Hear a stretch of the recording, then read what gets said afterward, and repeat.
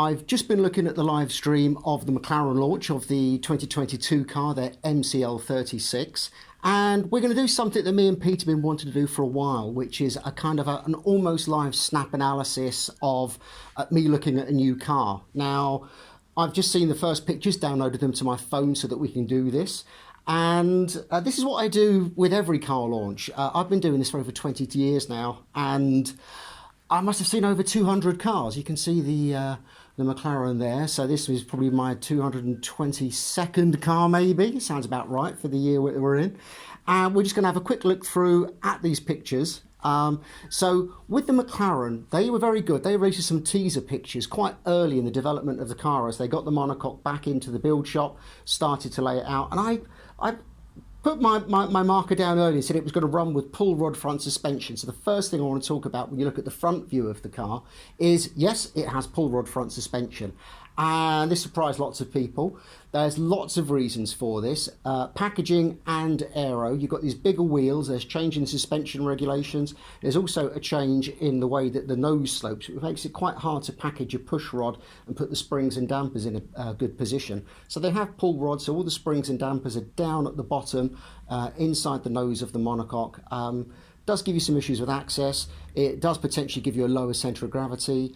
Weight is it's a battle. You save some weight and you also lose some weight because the top wishbone needs to be stronger because of the way the force is. And again, I won't go into that with this conversation. So first things first, pull rod, I'm chuffed. I predicted that from the McLaren pictures, so we'll have a look at that. So if we now kind of flick and look at this is 3/4 view that you've got of the car. I'm just going to zoom in on my phone so that I can see. So we can look at the car front to rear. So we can look first of all at the nose and the front wing. Now, we've got other cars to compare, which are the Haas and the Aston Martin. Again, we ignore the Red Bull at this situation. Now, it looks like McLaren have gone for a slightly different front wing to the Aston Martin. Their front wing appears to be much lower in the middle, probably as low as the regulations will allow. And in terms of where you create the downforce on the front wing, the Aston Martin was very much on the mid-span. Now, looking at the McLaren, it's very much in the middle. So that middle low section closer to the ground has got much more camber in it, much more angle in it. So the downforce is being produced there. So that's good and bad. That could be good for low speed and getting lots of performance out of the front wing, but it does mean that the air coming up off of that will be diverted potentially away and used up well away from getting to the underfloor, which is the important thing with these new regulations. So we'll see what McLaren are doing with the shape of their wishbones and with the shape of the pull rod, which comes very close to that where that airflow is going. So it's all putting the right bits of bodywork into that flow field coming off the middle of the front wing.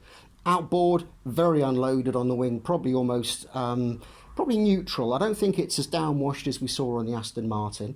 The nose itself, as we've seen on most of these cars, it's a kind of a mid-length nose. The front section of the front wing hangs below it, isn't attached to the nose. So say it's quite steeply angled, the wing where it meets the nose, and the nose is very shallow in its depth.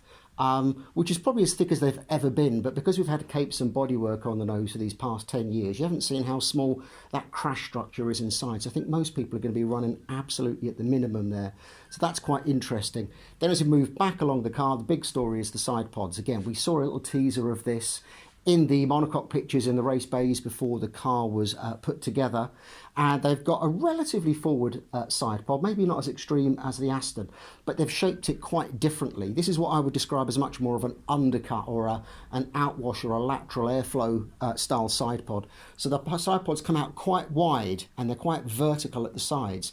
Now this may look like they're creating a lot of blockage to the airflow going around the car. I think what they're trying to do here is with the front of the side pods turn them into barge boards. So what they're trying to do is push air sideways, and that creates lots of high pressure over the edge of the floor, and this lateral airflow coming through the underfloor and goes out the sides creates lots of downforce. They've been doing this for decades in Formula One. It's only something we've really kind of started to pick up on, just how powerful this lateral expansion of airflow under the floor is, and that will be fenced off by the vanes, the 4 vanes inside the throat of the diffuser. Some of them will be diverting airflow laterally, some of them will be sending airflow down through the main tunnels to create all of that downforce. And then the other thing we see is the side pods round off and go very narrow towards the back, but then part again. And this is using a different trick to what Aston Martin were using. Now I suspect that these side pods will get some gills, some louvers in them as time goes by, probably underneath that black strip that you can see there with the sponsor logos on. But what McLaren are trying to do is to duct the heat from the radiators up very narrow and then expand it up into this sort of high Coke bottle exit, which is very similar to what we used to see in the early 2010s, where you had what we call the cannonball exit, or sometimes people called it a tulip exit. And that pushes the hot air out above the beam wing but below the top rear wing, which is a kind of a fairly benign place to put all of this used up air that's of no use for an aerodynamic purpose. So that means that the beam wing and the top rear wing get lots of good airflow and not upset by the cooling airflow. Then at the back of the car, yeah, you're pretty much what we'll see on all of the other cars. Interesting, they've only got a single strut supporting the rear wing on this car. The other thing I noticed as well, when you look at the top view of the car, the layout of the car is quite important. Where the cockpit sits in relation to the front axle and the rear axle, you can play about with those positions within the 3.6 metre wheelbase. And if you push the cockpit quite far forwards, you effectively get longer tunnels, but it pulls the wheels closer to the side pods and to the tunnel entrances. So teams are going to play about with this layout.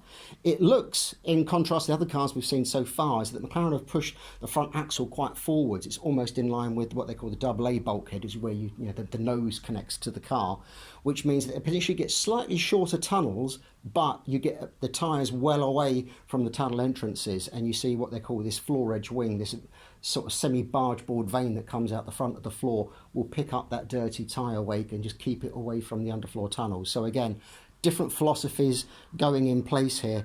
We know they run the Mercedes engine, and looking at what with the pictures we've seen so far, not much to suggest anything going on unusual there, which I was kind of speculating on social media around the Aston Martin. You don't see the blisters on the McLaren bodywork because they're ducting lots of the hot air from the radiators into that area, which is, again, quite a different philosophy. So it's not that it's a fat side pod. You'll probably find if you measured the volume of these side pods and measured it against the Haas or the Aston Martin, the volume would be the same. They just put the volume in different positions. And then we can see a little bit of the floor, not too much. Can't really see the rear suspension at this stage either, so we will have to hold fire on that. They seem to have a slightly different shape to the floor compared with the Aston Martin. Aston had a step and then a soft step. This seems to be a much shallower step than a steeper step before you go into the full diffuser section at the back. But again, we'll look at that at more detail when we get to look really much closer to this car. So, MCL36. I get the feeling this is maybe a little bit earlier stage of development than perhaps we've seen on the Aston Martin, maybe in between that and the Haas. Lots more to come on this car. So, yep, good beginnings. Let's see how the car develops through shakedown testing and those first races.